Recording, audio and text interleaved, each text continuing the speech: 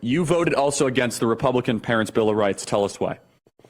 Because the federal government has no role in education. Don't get me started on this, Charlie. I am so frustrated that we seem to be throwing the Constitution out the window and our semblance of federalism with the belief that we're going to make the United States Congress America's school board. You may like what's in the Parents' Bill of Rights now, but when Democrats take over, there's going to be, the right to have gender blockers delivered by the school nurse to your kid, the right for your kid to go to a place where gun violence isn't glorified. So any other parent that wants to coach the ball team or be a room mom that wears a Second Amendment shirt is going to be deemed a domestic terrorist. Look, what works is what we saw work from Loudoun County, Virginia to Florida to all over this country. When parents woke up to what was going on in the classroom, they went and flipped school boards. You should not have to flip the entire United States Congress over education policy. So I'm not for any bill, regardless of how well-meaning it seems. If it grows the Department of Education, I would abolish the federal Department of Education and block grant every dollar to the states. And you know what, Charlie, the last time Republicans did this, it was the No Child Left Behind bill. And we were going to usher in this new era of accountability with a stronger Department of Education. And you know what it ended up doing? It ended up addicting our states and local school districts so much to the federal dollar that then they had to absorb the very delivery system of wokeism that people are now complaining about. That's why I voted no. I agree in principle, but in reality, the Department of Education is here to stay in the short term. Would it make more sense to get, the bill's basically transparency, right? You have to tell parents what's being taught. If you receive, it's actually a way to use federal money to at least empower parents, right?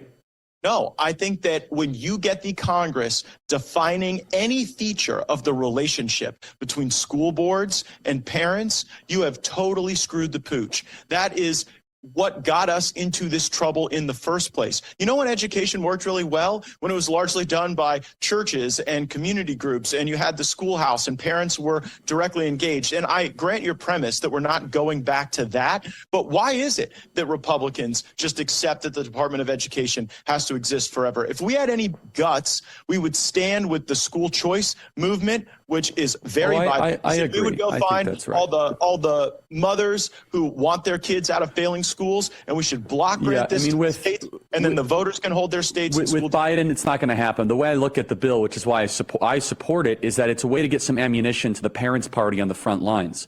Is that they're getting the ammunition now? They show up to school. Well, no, hold on a second. No. You got that woman. You got that woman in Rhode Island who wasn't even allowed to see curriculum, right? It's an interesting question. If you have a federalized system, shouldn't you at least then have some provisions that empower the citizen? Because we have the worst of both worlds. We have a massive Leviathan education system and no parents' rights.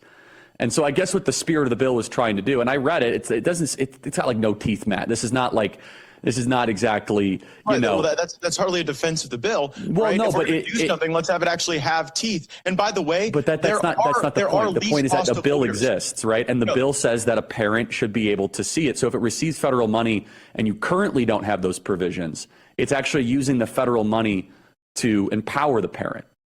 Well, I would suggest that there is a better way to solve that problem than an action by the United States Congress. I was in the state legislature. My dad was on my local school board. What about the parent in New York? Well, the parent in New York has to fix the government there. Okay. That's not going to, you and I both know that's not going to happen. Charlie, but that's not an acceptable outcome to say that because we don't like the way people are treated in blue cities and states, that we're just going to throw the 10th Amendment out the window and say that we're going to federalize every decision. You could make the argument this actually empowers it. I see it both ways. I get from principle, I'd love to abolish the Department of Education and all that. At the same time, you have parents, especially in blue states, that have no rights whatsoever. California, Oregon, Washington, they don't have rights to look into curriculum. They don't have rights to do any of it. But that's what they said about Loudoun County. They said Loudoun County was just insufferably blue, and it would never. It was so blue for even Virginia could never go red. And we saw the way that these issues can flip the political. No, that's dynamic. true. But you and I both know that continuing to empower the federal government actually lashes us to that failure that would actually. I think that's a good point. But I think also honestly, Virginia is a lot more of a battleground state, purple, than California. But I understand the spirit of it. Loudoun County was pretty blue. Loudoun, but state only changed because they were able to get Youngkin into the governor's mansion. In a lot of these they places. did. Have they actually effectuated any change is a separate issue. If the Republican leadership in the House thinks that they're going to use our time here to have the federal government hire local police, rate local DAs, get involved in decisions at local school boards, they're going to have to do that without my vote. Just because we won 1/2 of 1/3 of the government doesn't, to me, mean we should abandon theories of federalism and constitutional protection and really empowering those who make the decisions closest to the people. I think that's true populism. True populism is giving the people more access through the folks that they see at the local diner and at church on Sunday rather than folks who are in Washington, D.C.